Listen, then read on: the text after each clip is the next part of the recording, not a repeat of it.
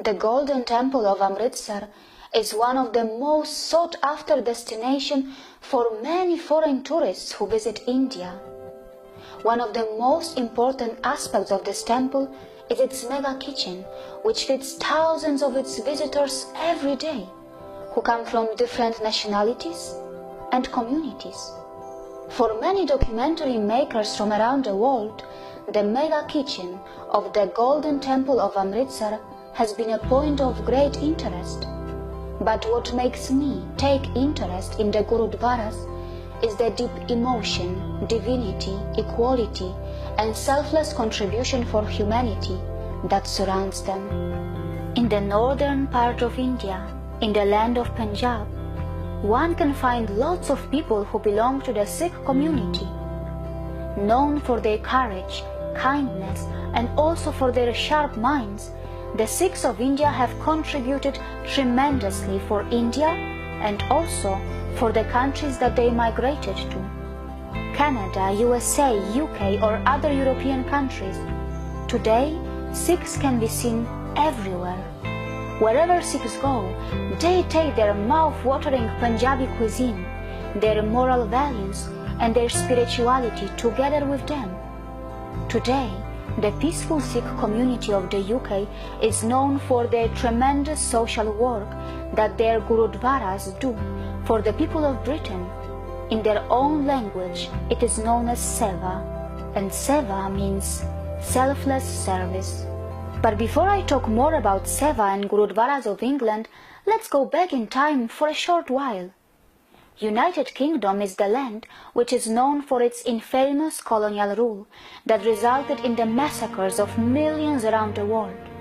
Thanks to its colonial rule, the country surprised itself and the world by reaching new heights in economy and power, and it stayed that way for some time.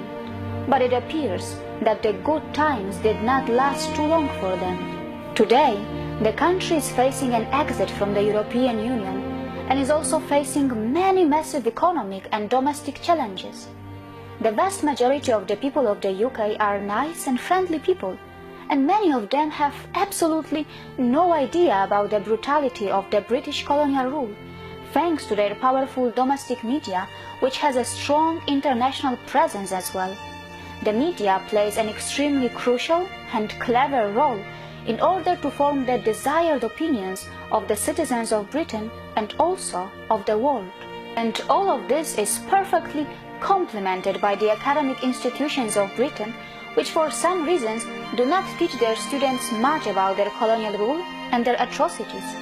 Shockingly, the only stories of the colonial rule which are popular among the British citizens are the ones which are told and taught to them just to self-glorify their brutal colonial rule.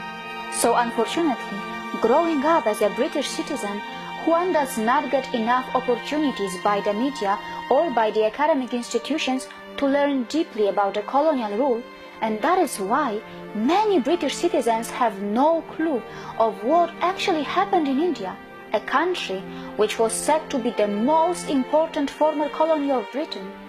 Today, England is a country of sharp contrast. On the one hand, one can see thousands of homeless people who are begging and roaming on the streets every day. And on the other hand, one can see the posh colleges and academic institutions where perhaps only the children of the elites can afford to study. From its posh streets, full of expensive cars like Jaguar or Range Rover, which are still proudly owned by the citizens, to the streets, which are filled with waste. Going for a drive in England can be very shocking. In England, one can see the priceless wealth that was acquired from its former colonies adding glitter to its museum galleries, and also one can see the citizens who still have to go to bed hungry. And that is why the biggest question which comes to one's mind is why there is such a wealth inequality in this country, which most of us around the world consider as a rich and a developed country. What could be the possible reasons for it? Is it because the acquired wealth was never evenly distributed, or are there some other reasons behind it? You will be shocked to know that today, in a small country like the UK, which has a population of only around 65 million, around 8.4 million people do not have sufficient food to eat. And shockingly, this is around 13% of the entire population of the UK. Out of this 8.4 million people, 4.7 million people live in severely food insecure homes, which means that they are regularly going to bed hungry. As the UK struggles with hunger and also with wealth disparity, the Sikh gurudwaras of the UK are a blessing for some citizens.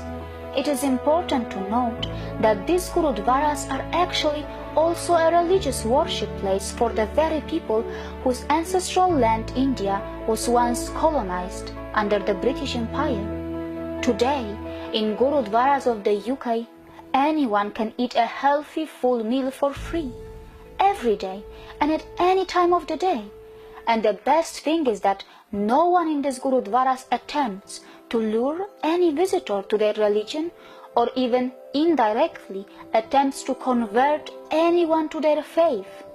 If you go to Southall, for instance, or some of the big gurudwaras, you'll see a lot of non-Sikhs coming the street. All they do is cover their head, go and take langar and go away. Nobody asks them. And we don't have this concept of giving a chapati with one hand and a book with the other hand. Okay? So you come in, you're not under any pressure that you have to understand Sikhi or understand about the Sikhs or the Gurus. You want to take langar, you take it. You want to be part of the community taking langar, take it. And just, that is it. And when we donate money to the Gurudwara, we don't specify who should get that langar, who should not get that langar. In the Golden Temple, Sri Harmandir Sahib, the langar, 70% of the people who take langar are non-Sikhs, and nobody asks them to first go to the Harmandir Sahib. Nobody asks them to become Sikhs first. You just go in, take it. So every half an hour there's another 1,000 people eating, and if you go to on an average day, anything between 20 and 30,000 people eat. On big days, something around 50 to 60,000 people eat in the Darbar Sahib every day. And as I said, the majority of them are non-Sikhs. That's the beauty of the langar, really. And wherever the Sikhs have been, go and set up a gurudwara, they set up a langar. And it brings all of humanity into sort of one community. Who could have thought a few decades earlier, when many Sikh families were mercilessly massacred by the colonizers British in Jallianwala Bagh of Amritsar in India, that only after a few decades these very Sikhs would be feeding the poor and hungry of their own country? Who could have thought that decades later the dharmic traditions of India would be performing selfless service in the land of their ex-colonizers without having any intention to convert or lure the vulnerable souls? The Sikhs of Britain are rising once again to the occasion and are delivering a deep message that humanity sees no background or religion, and the help must reach to the last man, even if the last man is from the land of your ex-colonizers. As it is said in their scriptures, one who works for what he eats and gives some of what he has, oh Nanak, he knows the path. See you again.